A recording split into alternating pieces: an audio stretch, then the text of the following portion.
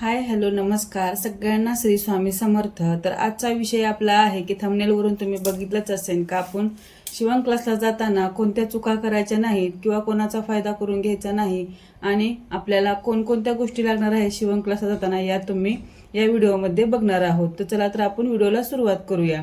तर पहिल्यांदा आपल्याला काय करायचं आहे, आपण जर क्लास लावायचा असेल तर आपण काय करायचं आहे, प्रत्येक गोष्टी आपल्या जवळ असल्या पाहिजेत। पहिला गोष्ट म्हणजे आपल्या घरात मशीन असली पाहिजे, शिलाई मशीन, जेणेकरून डबल पार्ट असू दे, सिंगल पार्ट असू दे किंवा दुसरी कुठलीही मशीन असू दे तुमच्या घरामध्ये, हातावरची असू दे, पण मशीन असणं आवश्यक आहे आपल्या घरामध्ये। तरच तुम्ही शिवण क्लास करू शकता आणि परफेक्ट बनू शकता टेलर।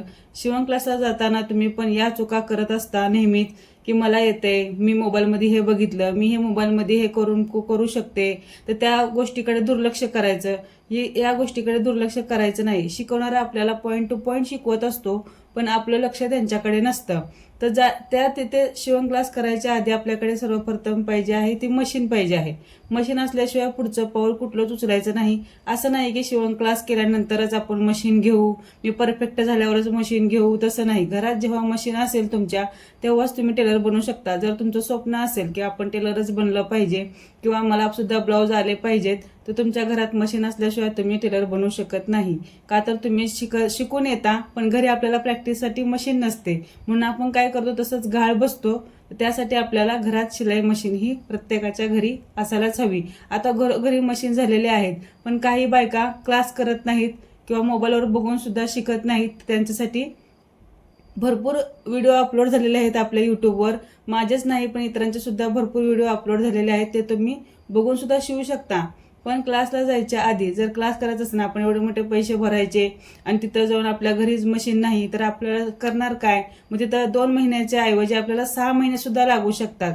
जर शिलाई मशीन घरात असेल तर आपण 2 महिन्यामध्ये सुद्धा आपण परफेक्ट शिवू शकतो।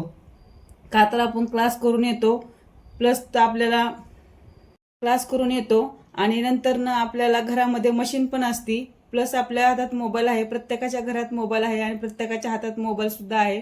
तो मोबाईलमध्ये बघून सुद्धा आपण छोट्या छोट्या गोष्टी शिकू शकतो। पण आपण क्लासला जाताना जे व्यक्तीकडे आपण क्लासला जातो तिथं पैसे भरतोय, फी भरतोय, आज काय 1,500 2,000 जो मंथली आहे त्यांचं, तिथं भरून जर आपण क्लास करण्यासाठी जात आहोत ना, भरून पैसे क्लास करतो ना, तिथं व्यवस्थित लक्ष, आपलं घरचा सगळा गोंधळ आपला घरीच ठेवून जायचा आहे। तिथं गेल्यानंतर फक्त क्लास म्हणजे क्लास करायचा आहे। किती 2 तासाचा क्लास असतो, त्याच्यामध्ये पूर्ण वेळ आपल्याला 2 तास तिथे क्लासला द्यायचे आहेत। क्लासवरून आल्यानंतर आपण जे काही क्लासमध्ये शिकलेलो आहे तेच पूर्ण रिव्हिजन आपण नंतर न करायचं आहे। जसं की आपण शाळेत गेल्यानंतर ना जे काही आपण घरी आल्यानंतर अभ्यास करतो त्याच गोष्टीवर आपल्याला पुन्हा अभ्यास करायचा आहे। जरी आपल्याला नाही जमलं तर असं आल्यानंतर 2 वेळा तर अभ्यास त्याच्यावरती करायचा आहे, तरच आपण 6 महिन्यात नाही तर 2 महिन्यामध्ये परफेक्ट टेलर बनू शकतो। पहिल्याच महिन्यामध्ये आपल्याला स्वतःचा साधा सिंपल हा ब्लाऊज, कटोरी आणि साधा हा येतो। दुसऱ्या महिन्यात आपल्याला अस्तरचे ब्लाऊज किंवा जे काही शिकवते ते सर्व डोक्यात बसायला लागते। तर त्यासाठी आपल्याला काय काय घेऊन जायचं आहे किंवा आपल्याकडे कुठल्या गोष्टी अवेलेबल पाहिजेत क्लासला जाताना, हे नाही ते नाही आणू नंतर वही पेन घेऊन जातं, ही नाही तसं नाही, असं करायचं नाही। तर क्लासला जायच्या आधी आपल्याकडे या सर्व वस्तू असायलाच पाहिजे। तर इथे मी पहिल्यांदा घेतलेला आहे रायटिंग पॅड। तर रायटिंग पॅड कशासाठी, तर प्रत्येक महिला काय करतात, आता वही घेतली तर त्यासाठी असं असं वाकून लिहितात। तर वाकून लिहिल्यानंतर आपल्याला तिथं व्यवस्थित येत नाही। मांडीवरती रायटिंग पॅड ठेवूनच आपण जसं आपण अभ्यास करतो त्याप्रमाणे आपल्याला रायटिंग पॅड हा घ्यायचा आहे। नंतर न घ्यायचं आहे आपल्याला एक ड्रॉइंग बुक घ्यायची आहे। ड्रॉइंग बुक कशासाठी, तर आपल्याला कटोरीचे मापचं ड्रॉइंग करता येते, कुठला आकार कसा द्यायचा याच्यामध्ये आपल्याला ती घेऊन इथं साध्या ब्लाऊजचं ड्रॉ करता येते, सगळं ह्याच्यामध्ये ड्रॉइंग करता येते। त्याच्यामुळे हे ड्रॉइंग बुक पाहिजेच आपल्याला। आणि वही ही चांगलीच तुम्ही घ्यायची आहे की जेणेकरून आपल्यासोबत ही कायम राहील। या वहीमध्ये आपण A to Z पण शिकलेलं राहतो, त्याच्यामुळे वही ही चांगलीच घेऊन जायचं आहे। 200 पानी वही घेतलेली आहे इथे मी, तुम्ही पण 200 पानी वही घेऊन जायचं आहे। बऱ्याच ताई काय करतात, जुन्या वह्या घेऊन जातात किंवा एका कागदावर लिहून आणतात आणि घरी येऊन रिव्हिजन करतात आणि तो कागद असा कचऱ्यामध्ये देऊन फेकला जातो। तर तशाप्रमाणे न करता आपण आपल्याला एक छानशी अशी वही घ्यायची आहे। जाई ना का आता एवढे तुम्ही क्लासला पैसे भरता तर आपण पण छानच घेऊन जायचं आहे। प्रॉपर अशी कात्री छान पाहिजे आहे आपल्याकडे। एक 6 पेन्सिल पाहिजे आहे, कुठली असू दे, जेणेकरून आपण इथे ड्रॉ करणार आहे त्यासाठी. मेजर टेप तर कंपल्सरी हवाच आहे. मेजर टेपसुद्धा चांगल्या क्वालिटीचा घेऊन जायचा आहे. पेन घेऊन जायचा आहे छान. त्यानंतर हा आहे मार्कर पेन. तर या पेनने आपल्याला फक्त वहीमध्ये लिहायचं आहे आणि मार्कर पेनने आपला जो पेपर आहे त्याच्यावरती आपल्याला याच्याने ड्रॉ करता येईल. आणि हा पेपर आपला घेऊन जायचा आहे, न्यूजपेपर कुठलाही असो, किंवा तुम्ही कार्डशीट पेपरसुद्धा घेऊन गेला तरी चालेल. पण सुरुवातीला तुम्ही पेपरच घेऊन जावा, का लगेच काय कुणाला येत नसते, त्याच्यामध्ये प्रॅक्टिसवर असते, त्याच्यामुळे पेपर हा बरा पडतो आपल्यासाठी. तर नंतर ना आपल्याला पेपर कटिंग झाल्यानंतर म्हणतात की ब्लाऊज पीस घेऊन या. ब्लाऊज पीस घेऊन जाताना तुम्ही ही चूक करता की कुठलाही ब्लाऊज पीस आपल्या घरातला घेता का ही वायाच जाणार आहे, हीच करणार आहे, तीच करणार आहे. तर कुठलाही ब्लाऊज पीस हा वाया जात नाही, का तर आपल्याला प्रॉपर आपण कटिंग शिकून बसलेला असतो, त्याच्यामुळे आपल्याला व्यवस्थित कटिंग ही करता येते. तर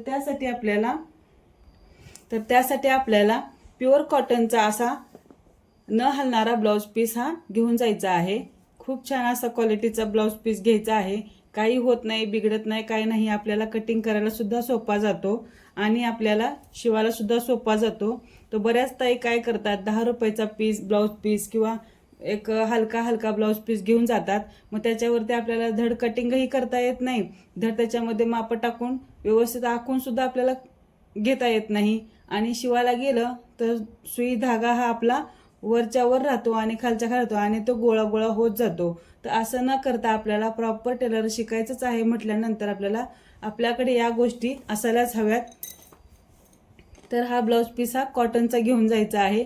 कॉटनचा घेऊन गेल्यामुळे आपला अनेकच फायदा होणार आहे. तुम्ही नक्कीच बघा, तुम्ही अशा प्रकारे ट्राय करून बघा. आणि नंतर ना त्यांनी शिकवताना आपलं लक्ष पूर्ण त्यांच्याकडे केंद्रित करायचं आहे, की त्यांना म्हणायचं नाही हा मला हे येते, मला पुढचं शिकवा, असं करायचं नाही. जर शिकताना आपलं लक्ष त्यांच्याकडे घ्यायचं आहे. आपल्याला त्यांनी साधा ब्लाऊज शिकवतात पहिल्यांदा, 4 टक्सवाला ब्लाऊज. तर असं म्हणायचं नाही आता मला हे जमते, मला उद्या आहे ना मला कटोरी शिकवा, हे म्हणायचं आहे. प्रॉपरली आपल्याला पेपर कटिंग 4 टक्सची येत नाही तोपर्यंत आपण 4 टक्समध्येच ध्यान द्यायचं आहे. म्हणजे 4 टक्सचं ब्लाऊजचं पेपर कटिंग करून घ्यायचं आहे. नंतर त्याच्यावर पेपरवर आपल्याला मेजरमेंट स्वतः करता येते काय ते बघायचं आहे. प्रॉपरली मेजरमेंट करून पेपर कटिंग शिकलात की नंतर ना आपल्याला हा असा कॉटनचा ब्लाऊज पीस घेऊन आपल्याला त्याच्यावरती कटिंग करता येते का ते बघायचं आहे. कटिंग तर करता येतेच आपल्याला. कटिंग केल्यानंतर आपल्याला तो 4 टक्स ब्लाऊज शिवता येतोय का व्यवस्थित, तो शिकून तो लक्षामध्ये घ्यायचा आहे आधी डोक्यामध्ये. मग डोक्यामध्ये घेतल्यानंतर तो ब्लाऊज प्रॉपरली आपल्या मापाला बसतोय का, हा झाला प्रॉपर आपला 4 टक्स ब्लाऊजचा मेजरमेंट. सगळं पूर्ण माप हा शिवून आपल्याला अंगात पूर्ण छान बसतोय का हे पण व्यवस्थित बघायचं आहे. जर नाही बसला त्याच्यातल्या छोट्या चुका ज्या असतील त्या आपल्या जे शिकवतात ताई त्यांना विचारायच्या आहेत, त्या सुधारायच्या आहेत. मग हा झाला प्रॉपर आपला 4 टक्स ब्लाऊजचा विषय झाला. ब्लाऊज आपल्याला आला परफेक्ट, हा पूर्ण डोक्यात बसला. तर आपल्याला आता त्यांना सांगायचं आहे आता मला कटोरी ब्लाऊज शिकवा. मग नंतर कटोरी ब्लाऊज सुद्धा शिकताना आपण या चुका करायच्या नाहीत की आपल्याला आता बाही तर 4 टक्स ब्लाऊजमध्ये येतेच की मला असं करायचं नाही. पूर्ण प्रॉपरली कटोरी ब्लाऊजचं सुद्धा आपल्याला लक्षात घ्यायचं आहे. नंतर कटोरीचा टक्स पॉईंट किती घ्यायचा आहे, किती कटोरीला किती टक्स घ्यायचा आहे, किती कटोरी पुढे मेजरमेंट घ्यायचं आहे. पूर्ण ब्लाऊज हा कटोरीवरती अवलंबून असतो, तर त्याला नाव आहे कटोरी ब्लाऊज. तर त्यासाठी आपल्याला कटोरी ब्लाऊज झाला ते पूर्ण प्रॉपर मी पहिला सांगितल्याप्रमाणेच आपला जो 4 टक्सचा ब्लाऊज आहे जो कसा आपल्याला व्यवस्थित बसेपर्यंत आपण ते शिकायचं आहे. असं करायचं नाही 2 दिवस झाले मी हेच शिकायले तेच शिकायले. प्रत्येक ताईचं डोकं हे एकसारखं नसतं. आता समजा ज्या ताई क्लास घेतात त्या काय आपल्याला एकटीला घेत नसतात, तिथे 10 बायका असतात किंवा 5 बायकांची बॅच असते. तर आता 5 बायकांमध्ये असं नसतं की आता ह्या बाईला येते त्या बाईला येते मलाच काय येत नाही, बरं आम्ही शिकतोय आम्ही पण पैसेच देतोय तुम्ही आम्हाला व्यवस्थित शिकवत नाही, हे त्यांच्यावर ओरडण्याचं तुमचं कारण नाही. का तर प्रत्येकाचं डोकं वेगळं असतं. जसं की हाताची 5 बोटं वेगळे असतात त्याप्रमाणे प्रत्येकाचं डोकं सुद्धा वेगळं असतं. तर तुम्ही काय करायचं आहे, कोणती ताई थोडं बेसिक शिकलेली असते, कोणाची आई पण थोडं शिकलेली असते, त्याच्यामुळे त्यांचं थोडं डोक्यात लवकर बसतं. आणि नॉलेज म्हटलं तर प्रत्येकाचं वेगवेगळं असतं. तर एकेकाचं नॉलेज चांगलं असतं की त्यांच्या डोक्यात लगेच बसतं, आणि एकेकाच्या हाताला सुद्धा वळण असतं की त्यांना शिवायला सुद्धा लगेच येतं. तर आपण त्यांच्याप्रमाणे न जाता आपण आपल्याच प्रमाणे जायचं आहे. व्यवस्थित आपलं डोकं किती चालतं याच्यावरती अवलंबून असतं शिवण क्लास. असं नाही की मला 2 महिने लागले नाहीत, मला 6 महिने लागले, ती ताई एकाच महिन्यात शिकली, हे आपल्या डोक्यात घ्यायचं नाही अजिबात. तर अशा रीतीने आपल्याला शिवण क्लास तो पूर्ण करायचा आहे. आपल्याला किती महिने लागतात याच्यावर अवलंबून नाही, आपलं डोकं किती चालतं याच्यावर अवलंबून आहे. आणि आपण आता शिवण क्लासच्या हिशोबाने तिथे गेलेला असतो.